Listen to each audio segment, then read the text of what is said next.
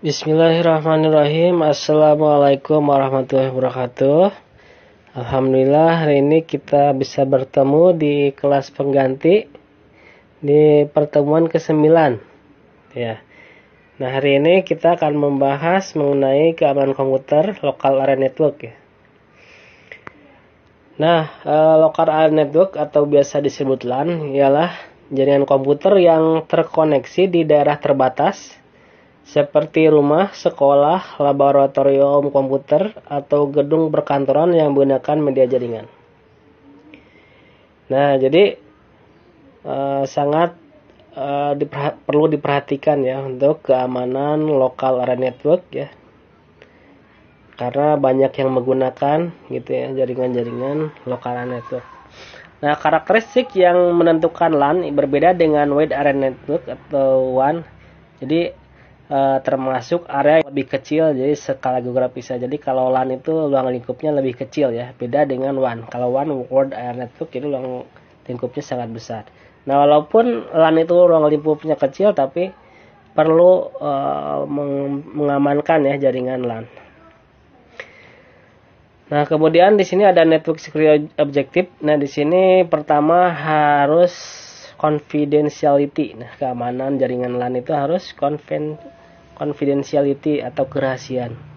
Jadi hanya yang berhak saja yang boleh mengakses jaringan. Jadi ketika kita memiliki LAN, berarti harus ditentukan siapa saja yang boleh mengakses. Nah, berarti harus membuat sebuah password atau username, itu ya. Misalkan kita punya WiFi atau access point ya, tentunya harus menggunakan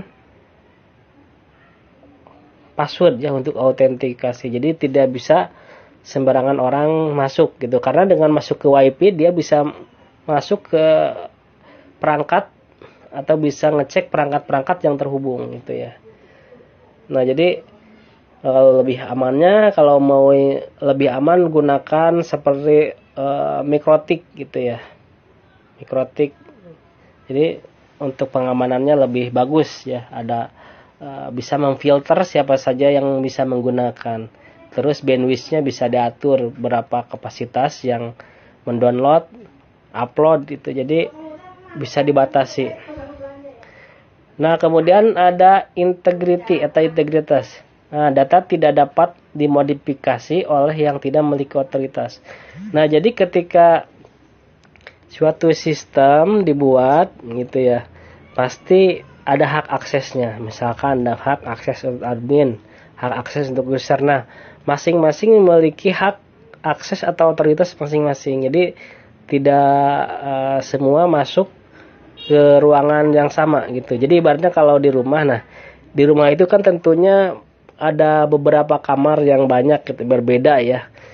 Masing-masing memiliki kamar. Nah, jadi setiap kamar itu ada pemiliknya dan ada yang memiliki hak akses gitu ya. Jadi ada beberapa orang, oh ini khusus misalkan kamar orang tua, nah khusus jadi anak-anak gak boleh masuk. Nah, misalkan ini khusus untuk kamar tamu, nah khusus buat tamu gitu yang penggunaannya, gitulah seperti halnya itu. Nah, kemudian yang ketiga akses. Nah, ini keamanan harus dirancang sehingga akses ke data dapat dilindungi. Nah, jadi penting untuk akses ya. Untuk mengakses data itu siapa aja sih yang boleh masuk gitu ya. Jadi dirancang sedemikian rupa jadi supaya tidak sembarangan yang bisa mengakses gitu ya.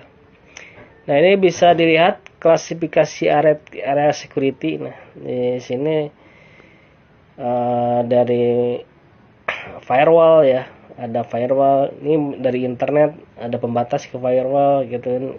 Ada untuk mengakses ke jaringan lain, ke PC lain gitu ya. Kemudian ini topologi ya kalau klasifikasi area network. Nah, untuk klasifikasi area security, jadi para pengguna yang paling dipercaya berada pada area intranet gitu ya. Jadi pengguna ini harus autentikasi ke administrator untuk mengakses sumber daya pada jaringan. Nah, jadi autentikasi ke administrator berarti administrator ini dia membuat username dan password. Nah, jadi ketika si user login, nah berarti si administrator udah mengontrol, dia udah tahu siapa saja yang login. Nah, kemudian para pengguna kurang dipercaya dapat berasal dari internal maupun pengguna eksternal yang dikonfirmasi untuk mengakses sumber daya seperti email dan layanan. Nah, jadi kalau kita membuat jaringan yang aman itu berarti bisa mengontrol. Bisa mengontrol maupun pengguna eksternal dan internal. Nah, dia yang ibaratnya bermasalah gitu ya. Bisa dikontrol. Nah, kemudian para pengguna web adalah pengguna yang tidak berkepentingan. Kebanyakan dari mereka hanya membaca sumber di internet. Nah, ini hanya membaca ya, nggak ada itu. Kemudian diasumsikan ada yang memindai sumber daya dengan maksud untuk mencuri data. Nah, ini harus bisa ditangani gitu ya. Nah, kemudian ada beberapa hal yang perlu diperhatikan dalam desain secure LAN. Nah, pertama ada identifikasi network threats. Nah jadi seperti halnya kemarin ya, pernah diberikan tugas bagaimana threat modeling ya. Nah, ini untuk mengidentifikasi network, untuk mengidentifikasi jaringan nih, keamanan.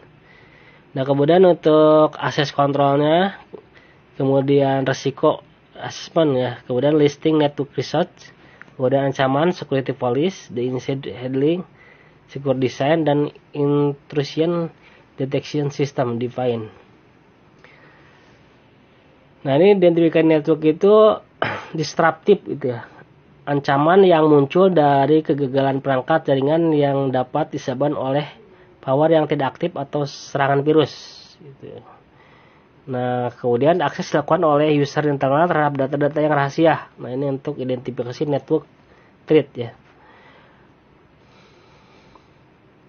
Nah, kemudian detect, prevent atau respon ya. Nah, ini prevent ini fungsinya untuk melakukan pencegahan. Jadi harus pencegahan unauthorized akses data. Jadi harus bisa mencegah orang-orang atau user yang ingin masuk ya tanpa autentikasi. Nah, contohnya misalkan untuk autentifikasi, nah menggunakan password ya. Kemudian penempatan peralatan dan server ke dalam satu jaringan. Jadi harus ada server untuk mendetek. Kemudian detect melakukan monitoring ke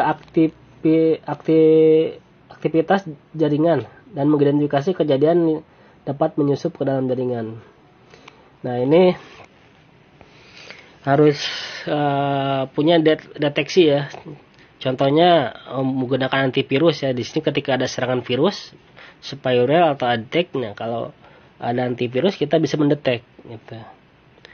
Nah, kemudian respon. Nah, langkah respon adalah tindakan perbaikan yang dilakukan untuk memperbaiki dan meredam hasil serangan semaksimal mungkin.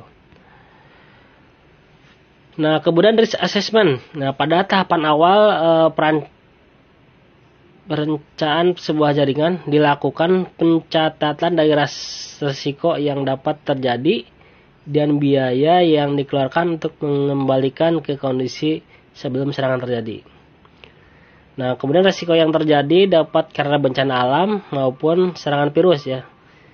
Nah, lakukan pencatatan mengenai perbandingan ancaman dan risiko. Nah, kemarin kan udah diberikan contohnya di threat modeling ya. Itu bisa dilihat untuk mencatat risiko apa aja yang akan terjadi. Nah, kemudian listing network research. Nah, perlu dilakukan pencatatan terhadap aset yang terdapat dalam jaringan. Nah, kemudian tentukan prioritas penyelamatan. Jadi aset apa aja maupun secara fisik ya bisa dicatat gitu ya. Kan biasa kalau perusahaan itu ada inventarisir gitu ya, menginventaris barang. Nah, berarti ini sumber apa aja yang harus dicatat gitu ya. Harus diketahui gitu ya. Nah, contohnya seperti ini ya. Bisa dicatat di sini.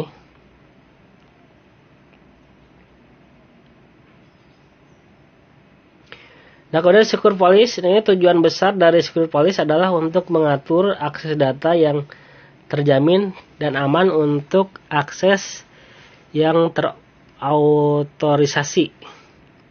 Kemudian menolak akses yang tidak terautorisasi. Nah, kecenderungan user akan meminta akses yang terbuka, sedangkan network admin akan memiliki kecenderungan akses yang tertutup dan termonitor. Nah, ini kegunaan Secure Policy ini berarti admin itu akan mengatur dan mengontrol gitu ya, memonitor jaringan gitu. Nah, fungsi berikut baiknya adalah dalam Security Policy adalah tunjuk seorang security admin untuk mengakomodir kebutuhan user. Nah, jadi harus menunjuk salah satu seorang security network gitu ya. Nah, makanya sekarang kan udah dunia digital.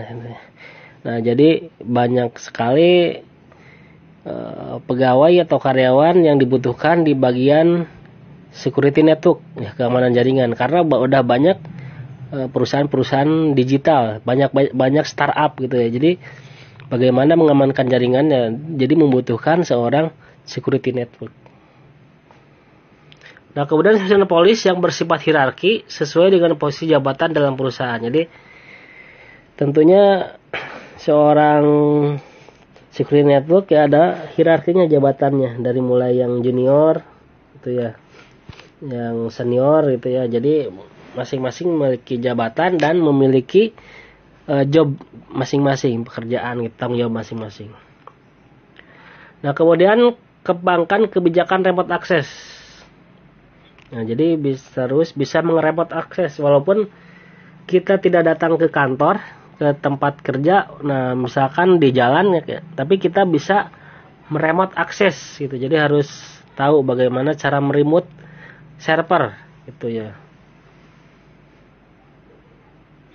Nah, kemudian tentukan cara berinternet yang beretika. Nah, tentunya dalam bekerja, dalam berinternet ya, berinteraksi memiliki etika ya, etika. Jadi tidak sembarangan ya, etikanya berinternet seperti apa gitu ya.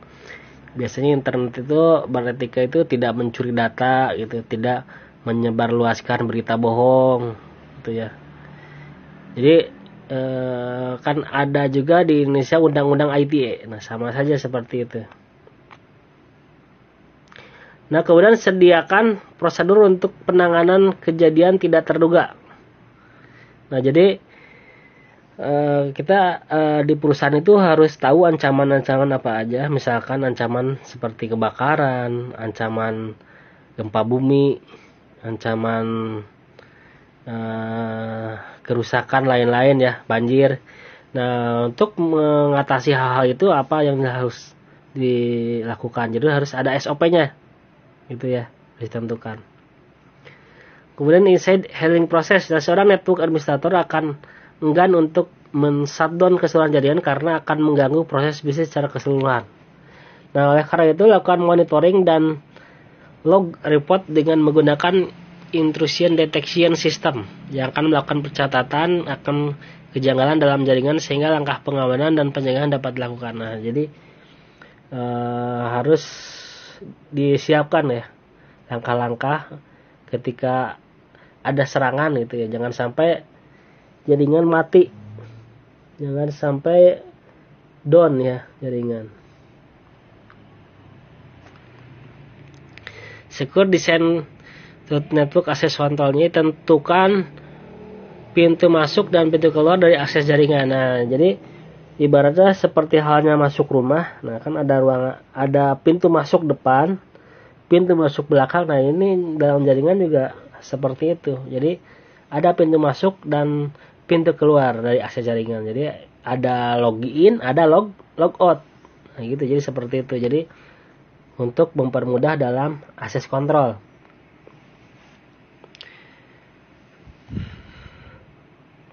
Nah, kemudian IDS dapat membentuk hardware maupun software.